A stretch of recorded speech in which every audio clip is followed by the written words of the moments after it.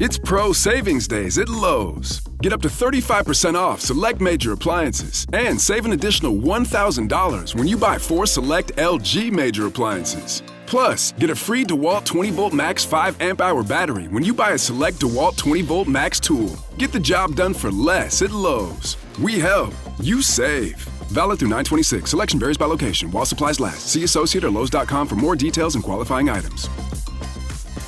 Love espresso, drip coffee, and cold brew? With the Ninja Luxe Cafe, if you can crave it, you can brew it. Espresso, balanced.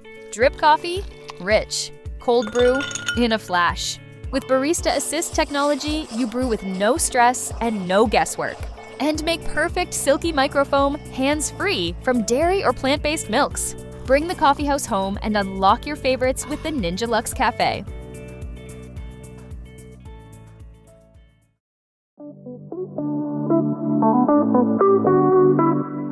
Look, we get it, Tiger fans. We know the baseball season can be a grind. Luckily, when you're ready to trade hot dogs for tailgates, we've got you covered with Litterbox, a Detroit Lions podcast. It's the same unfiltered Detroit sports talk you get here, just with more biting kneecaps and fewer bullpen meltdowns. So when Sunday rolls around, don't just pace around like AJ Hinch waiting for a reliever. Fire up Litterbox, a Detroit Lions podcast, wherever you're listening now, and roar with us through the NFL season.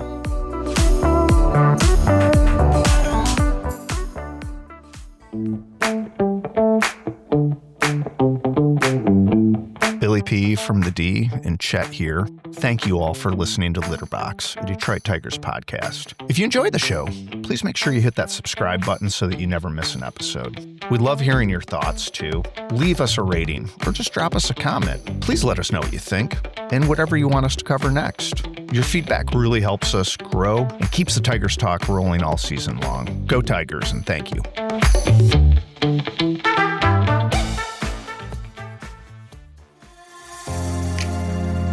You're listening to The Litterbox, a Detroit Tigers podcast, with your hosts, Chet West and Bill Patterson.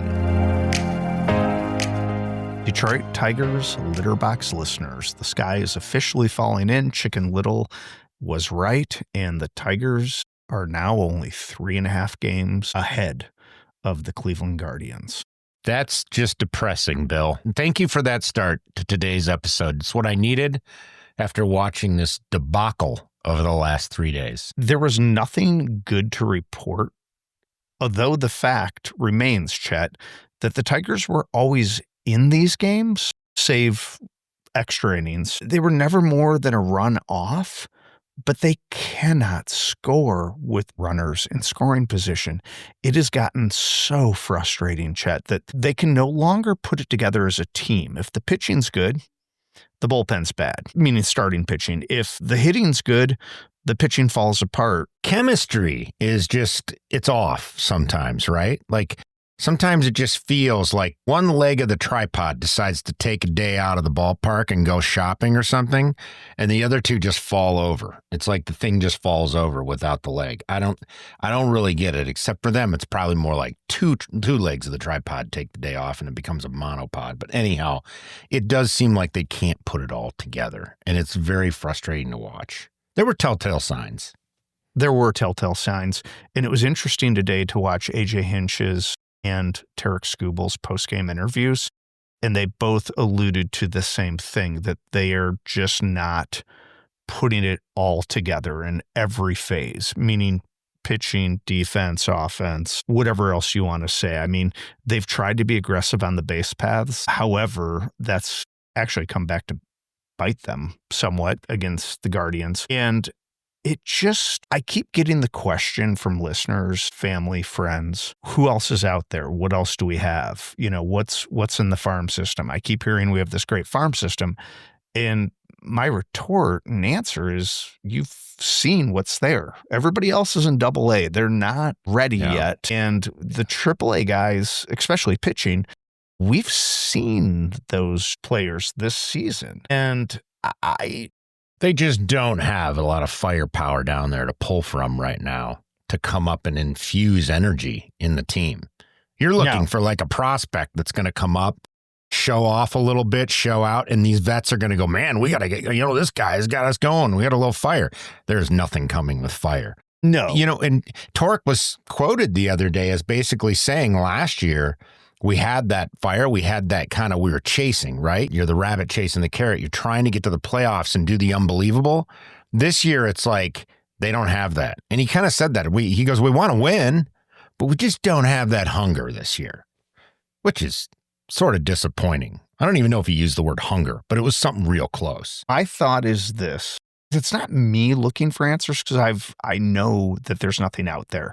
The frustration lies, and again, with the front office thinking that this was enough to get them over the hump. And if this evaporates and the Tigers do not win the American League Central this season, all I can say is shame on the Tigers front office, ownership, the entire organization, because this was a golden opportunity that has slipped through their fingers. They were up 15 games on this Guardians team and the Royals as recently as the third week in July. And here we are being swept by same Guardians. So very much like a horse race, right? Like the guys get out of the gate really fast.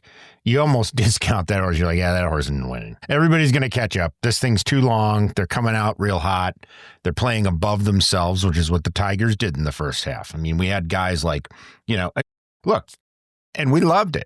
I loved him. We had McKinstry. We were begging for an all-star nod to McKinstry, and now he's gone back to being Zach McKinstry, right? I was going to say, when the second you said that, Chet, the first thought bubble that popped in my head was Zach McKinstry in terms of, or first player, outperforming his normal or career average and ability. Your dog feels the same way. He is really, Carl is really been up. really upset with Zach McKinstry. I don't blame him. So we know what we also don't. We just don't have like a Jose Ramirez. Every time we play the Indians, I look at a guy like Jose Ramirez and I'm like, this guy is feared. He comes to the plate and it's almost like the needle on the record scratches. Everything just stops and the whole team locks up. Like, oh gosh, it's Jose Ramirez. What are we going to do? We don't really have a guy like that in our lineup, do we? No, and that is the biggest thing that I think was missing from the trade deadline. We called it dumpster diving. The media called it that in terms of relief pitchers, starting pitchers that were picked up on the cheap or not trading valuable assets. I still think, and we documented it via this podcast, that the big bat, the reliable big bat was what we were missing.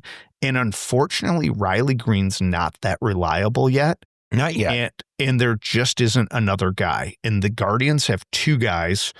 It's my obligatory love fest to Stephen Kwan. Yes. Even though he went 0 for 5 today, he's still basically... He is your baseball centerfold. He is my baseball centerfold. I'm looking at him right now on the wall. So let's talk about this, though. I do feel, oh boy, don't get too worked up over Mr. Kwan. I do feel, though, like it might have been a little bit of bad luck for the Tigers this year because the trade deadline didn't really have much to offer of need for them. And the stuff they needed, like 10 other teams were going after likewise. So it wasn't like we had that big bopper out there that you'd invest heavily in and trade pieces. It wasn't like we had it. Eugenio Suarez was the guy, and he's not that great. I mean, we've already profiled his struggles in the second half when he got traded over to the Mariners. And I haven't looked up what he's done over the last 2-3 weeks, but he wasn't exactly the biggest boon for them. And I just don't think, and Jose Ramirez doesn't pop up all the time on the deadline, right? So it was like, who are we going to get that was a needle mover? There just weren't needle movers. My retort to that would be get creative. I was about to say, you want him to get creative. You want him to figure it out. You want to find something. Well, the San Francisco Giants did, and it looks like they might not make the playoffs, so I was wrong on that prediction. Sure. But they opened all this signing a disgruntled Rafael Devers.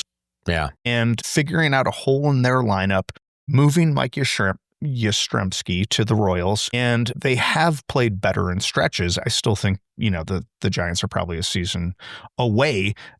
this isn't a Giants podcast, but that's But the kind Devers could be great for the Giants next year, even though it didn't work this year. It was the type of creativity that I felt was lacking from this front office, because when that deal was done, the Tigers were the best record in Major League Baseball. You know, I'm sure people were feeling really good about it. And you and I have talked about when this team's clicking, all three phases, the ceiling's high. When it's not, and I look at Wenceel Perez playing center field today, I sit there and just scratch my head at how they've won this many games. He played in all 3 games this week.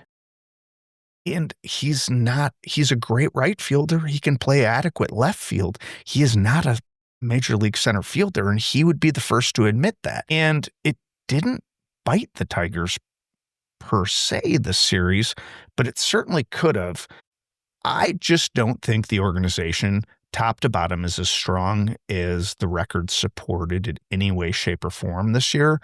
I still think this team is possibly 2027, 2028, provided there's no work stoppage, away from contending.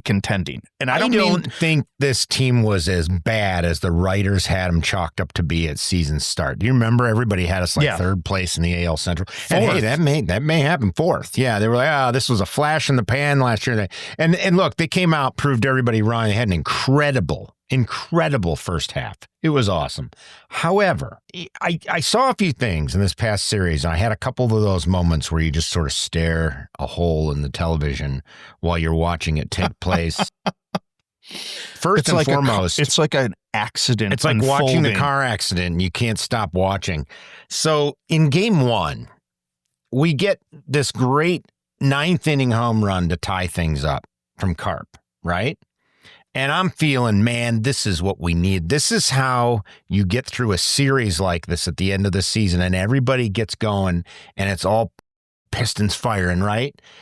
And you get into the 10th inning, and you give up 4 runs right off the bat in the 10th inning. And that is the way, in my opinion, you take all the air out of the balloon right there. Whenever I see a team lose that way to start a series off, or whenever my team wins that way to start a series off, the only thing I can think of is, man, we got the momentum now. And momentum at this time of year, I'll take momentum over talent at this time of year any day of the week. The emotion to get you through to game 162 is extremely important. The mojo that these teams need, and that was a mojo killer. I saw that happen in game 1, and I just went, oh boy, this is going to be a long series. And it was. And that probably explains Billy P. from the D's grumpiness getting on this pod. I was on with a few family members at the game. Cousin Evan, we're going to give you a shout. And when Carp hit that Carp bomb, I was going nuts. He had his phone on speaker. You could hear it. It was awesome, Chet. And then to give up 4 runs from Will Vest, who, I don't question. Sort of. Well, no, I don't question the decision. Not at all. He didn't have it. He was the best available. He didn't have it. And and he's had a couple rocky outings lately. I'm 100% with you, Chet, that the momentum and wind went out of the sails. Hence, the next game, Guardians win 4-0. The Tigers' bats were awful. Gone. 0 for 10 with runners in scoring position, and then to finish it off, a 3-1 loss today. So the second time in this series when I stared a hole in the television, and I was sitting there going, what hath happened to our wonderful ball club? I got to watch the treat in the latter portion of the game, and I kind of couldn't believe that I was watching this.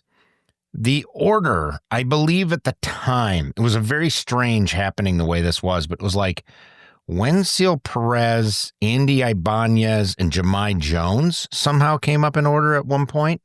And I might be missing somebody in there, but somebody may have gotten on base. But I remember thinking to myself, like, you have all 3 of these guys batting within a slot or 2 of each other in the order in the most critical part of a very critical game, down a run or 2. And you've got, I think we had ducks on the pond at the time. I think we had guys on first and second, actually, which is how this happened. We did. And I sat there going, you can't rely on a Seal Perez, Andy Ibanez, Jahmai Jones trifecta of average with 2 ducks on the pond down 2-0. And I know why they hit for Parker Meadows. It was a lefty-lefty matchup, and Meadows, while he's been better since he's been back from his latest injury stint, ailment, he hasn't been great. And Jahmai Jones has been scrappy, don't get me wrong. All 3 of those guys, Andy Ibanez, Wenzel Perez, have had their moments of scrap throughout this season. I actually don't need to see Andy Ibanez anymore for the rest of the year, but the other 2 guys have had their moments. Couldn't agree more. And again, this goes back to the ceiling floor and the fact that I feel that Scott Harris and company vastly overvalued or were given instructions not to spend. I don't know if the Tigers their feelings were hurt after Alex Bregman. Could be. They gave him a great offer, and he's the bat that probably would have helped a lot in this series. Yeah. He's not Jose Ramirez, and I do have to give props. I know we make fun of my Stephen Kwan man crush.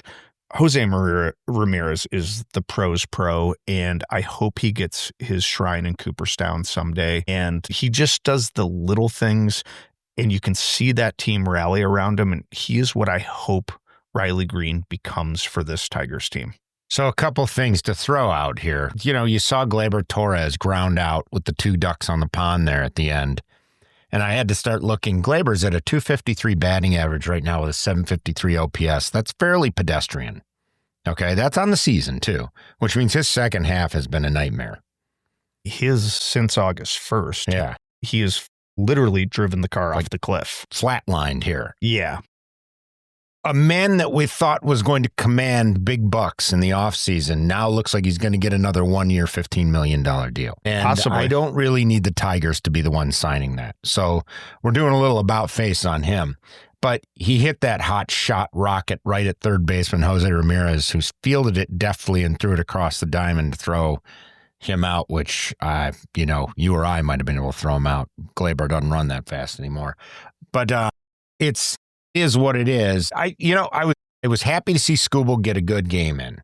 I was really happy to see that. We sort of needed to see that after his little injury scare there last week. Yeah, absolutely. And again, all hope is not lost. There are still 9 games left in this baseball season. Baseball's going to baseball, Bill. We're going to see what's going to happen here. So the Atlanta Braves come to town for a 3-game set this weekend, and they're probably the most underachieving team in Major League Baseball this year. Yeah. And they've been injury riddled. They do have really, really quality starting pitching when it pitches or they pitch to their ability.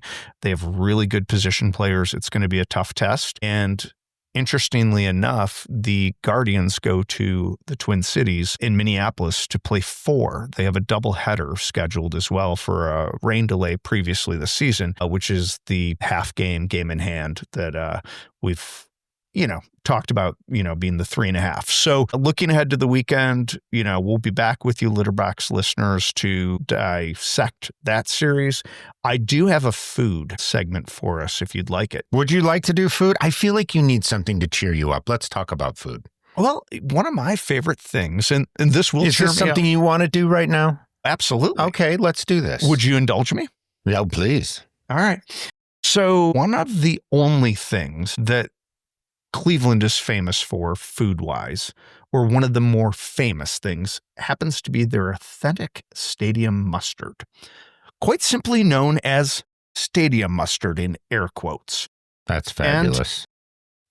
And it has a deep and interesting background. It's delicious. I know you like no condiments on your dog, but I really would like you to try this with me at some point. I feel like something called stadium mustard is something I need to try. You really should. And if it's like axle grease.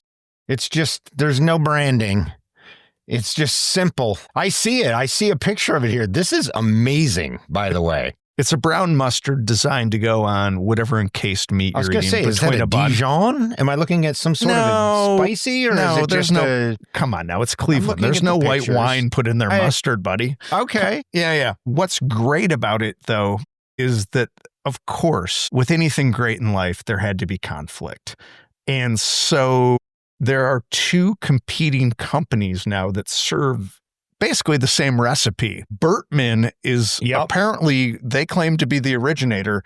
Davis Food Company is the one that claims, no, we have it because of whatever.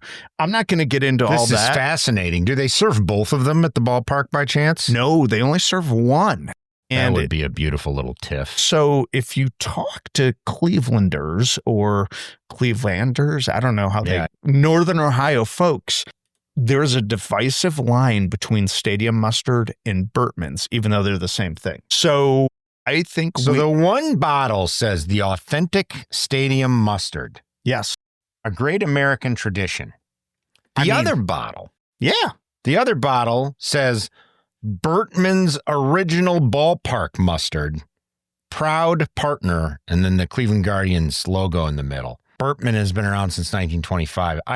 This is fascinating. Yeah. This is good stuff, Bill. That is what I have to cheer us all up. Everybody that's a loyal listener, why don't you go online, order a couple bottles, one of each, and send us your comments. And Chet and I will also do a taste test. I've already ordered mine, ready. I'm going to get some of this. I'm going to find this somewhere. Well, and it's Oktoberfest season, so maybe grab maybe a pretzel, maybe a bratwurst, maybe you could slap it on a regular hot dog. Soft pretzels. Go get a nice soft pretzel with some salt on it. Yeah. Just drizzle a little Bertman's on there. Yeah. Anyhow, that's what I like to have mustard with is my pretzel. So maybe that's what I would have it on that instead of a hot dog. I don't know. But I'm going to give it a shot. Even a bratwurst you eat plain? Oh, not usually. It depends. How about? But usually I'll put some stuff on a brat, especially mustard. You ruined it. I was going to tease it for another episode, but it's all good. What were you teasing? What do you mean? What was I going to tease? What you do put toppings on encased meat. Yeah. We could do that. I mean, we can do a whole episode. I can get you 20 minutes on that. I can easily get you 20 minutes on that. All right, Tigers and Tiger fans, loyal listeners to the Litter Box, your Tigers podcast. Don't lose the faith yet. Keep the faith. 3.5 games up. We got some stuff to work with here, people. We do. And we've got Stadium Mustard to keep us happy until then.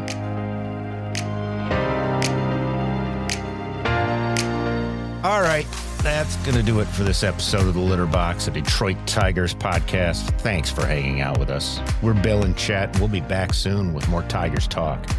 If you're enjoying the show, be sure to follow or subscribe on Spotify, Apple Podcasts, or wherever you get your podcasts. And hey, if you got a minute, leave us a quick review. Till next time, go Tigers.